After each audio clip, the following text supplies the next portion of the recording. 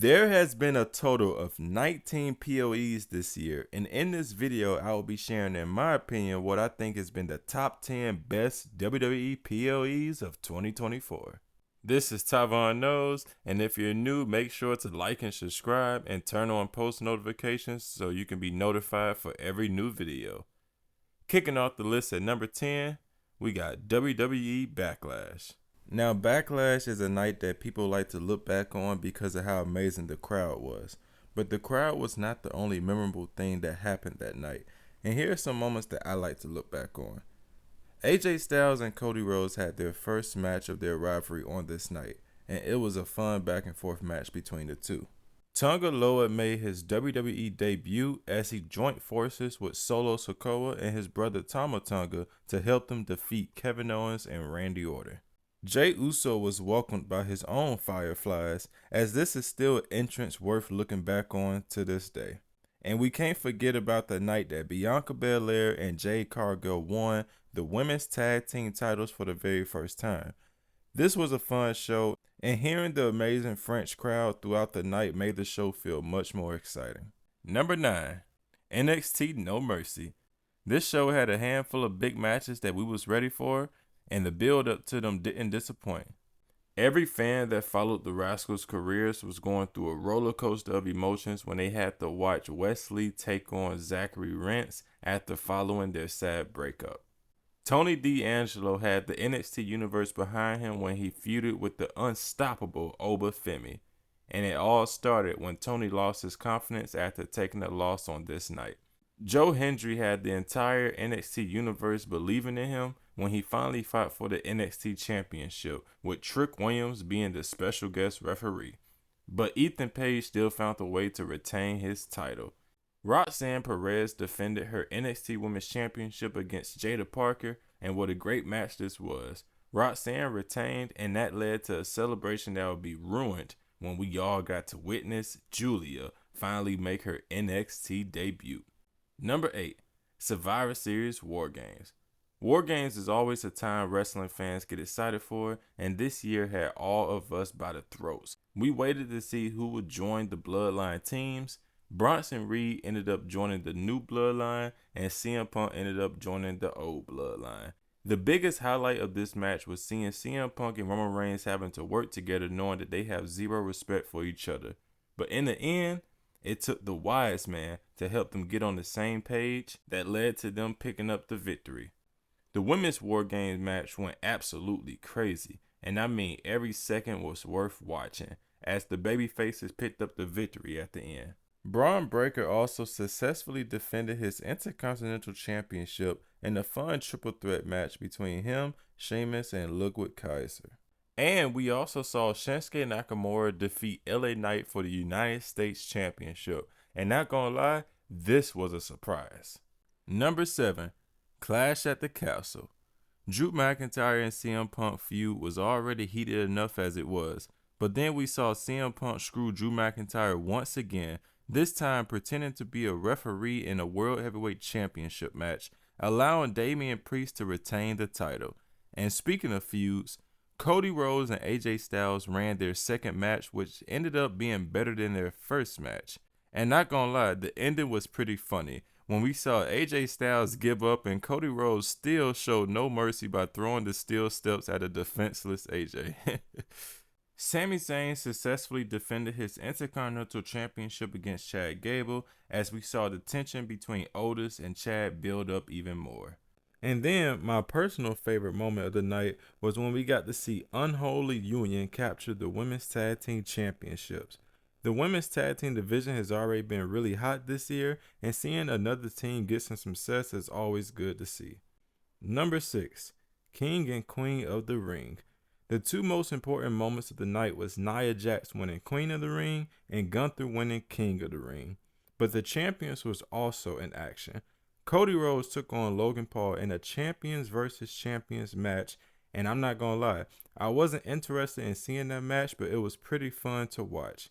Sami Zayn defended his Intercontinental Championship against Chad Gable and Bronson Reed, and what an amazing triple threat match that was. And what was probably moment of the night was seeing Liv Morgan capture the Women's World Championship by defeating Becky Lynch, a moment that the fans wanted to see. From crowning a king, a queen, and a new champion, I'm sure we all can agree that this show delivered. Number 5, World Rumble. The World Rumble is always my favorite time of the year, and this year delivered. We got to see a fun fatal 4-way match between LA Knight, AJ Styles, Randy Orton, and the retaining champion Roman Reigns. And man, this was a fun match to watch. And the 2 Rumbles this year did not disappoint. The Men's Rumble came down to the 2 fan favorite picks, and the Women's Rumble gave us many surprises, like the return of Naomi, the debut of Jade Cargill, Jordynne Grace making an appearance, face-offs between women that had us on the edge of our seats, and the biggest moment of it all was us witnessing Bayley win her very first World Rumble to go on to become a champion at WrestleMania. This was a fun night to sit through, and I can't wait for the 2025 Rumble. Number 4, Stand and Deliver. This event ended up being way better than I expected. From seeing my fan favorite team of Corbin and Braun Breaker retain the NXT Tag Team titles against Fraxium, to seeing another Match of the Year performance between Obafemi, Josh Briggs, and Dijak, to seeing Trick Williams finally whoop that trick on Carmelo Hayes, the biggest highlight for me was seeing the beginning of what would be one of the best NXT Women's Championship reigns, and that's Roxanne Perez defeating Lyra Valkyria to become a 2-time NXT Women's Champion. Stand and Deliver was a fun event, and I'm sure we all can agree that it definitely delivered. Okay, next. Number 3, Bad Blood. The build up to Bad Blood was worth watching, and we all got to see all the major feuds come together for one night. Drew McIntyre battled CM Punk in a Hell in a Cell that led to, in my opinion, a match of the year for WWE. Rhea Ripley finally got her hands on both Liv Morgan and Dominic for everything that they put her through, and her night would be ruined when we witness the return of Raquel Rodriguez as she joined forces with Liv Morgan. And even though many fans didn't like this moment, in my opinion, this was a great decision, especially since Raquel got lots of history with both Liv Morgan and Rhea Ripley. Damian Priest fought Finn Balor, but that's really the only disappointing match in my opinion, so we can just skip that one. Nia Jax defended her title against Bayley, and the highlight of that match was seeing Tiffany try to cash in, but she was caught by Nia. And the main event was the Bloodline taking on a once-in-a-lifetime team-up of Roman Reigns and Cody Rhodes. And just when you thought that was it, after the match, we all was shocked by the return of the final boss, The Rock, as he gave Roman Reigns and Cody Rhodes a look that left us with goosebumps. Number 2, WrestleMania 40. WrestleMania is the one night of the year that WWE likes to go all out. And even though there was some disappointing moments from this year's Mania, the good moments definitely made up for the bad moments. Awesome Truth captured the Raw Tag Team titles, a team that everyone was rooting for in this huge multi-tag team ladder match. We saw Sami Zayn put an end to Gunther's dominant Intercontinental Championship title reign and becoming the new champion.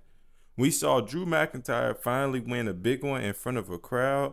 And what a very emotional celebration that sadly and happily came to an end when Damian Priest cashed in his Money in the Bank contract to become your new World Heavyweight Champion. Bayley came out on top of her rivalry with Io Sky by becoming the new Women's Champion. And last but certainly not least, we saw a story finally finish when Cody Rhodes defeated Roman Reigns for the WWE Championship, a moment that had many fans in tears, including myself. And we can't forget about the huge in-game moment that happened between John Cena, The Rock, and The Undertaker. This night was truly amazing, and this is a WrestleMania that will never be forgotten about. And number 1, the best PLE of 2024, SummerSlam. Man, where do I begin? SummerSlam fully delivered from start to finish, and there was no bad result, in my opinion at least. We saw Gunther go to war with Damian Priest, and this, in my opinion, was the match of the night. And the betrayal led to Gunther capturing the World Heavyweight title when Finn Balor sadly turned on Damian Priest. And then we finally got our wish of seeing LA Knight win some gold as he defeated Logan Paul for the United States Championship. And that wasn't the only new champion we got that night, as Braun Breaker defeated Sami Zayn for the Intercontinental Championship. Dom finally made his decision, as the luckiest man on earth got to choose between Rhea Ripley and Liv Morgan, and he chose Liv Morgan after helping her retain the Women's World Championship. Seth Rollins played a role in being a special guest referee for the hottest feud in WWE, and that's CM Punk versus Drew McIntyre, and Seth's involvement led to Drew McIntyre picking up the victory. Cody Rhodes retained his WWE Championship against Solo Sikoa with some help from a returning tribal chief, Roman Reigns, leaving us all excited to see what was next between these three men. This has been a fun year for WWE PLEs, and I want to know what y'all think about this list. So thank you y'all for watching the video. Make sure to leave a comment, like, subscribe, and I'll see y'all inside the next one. Peace.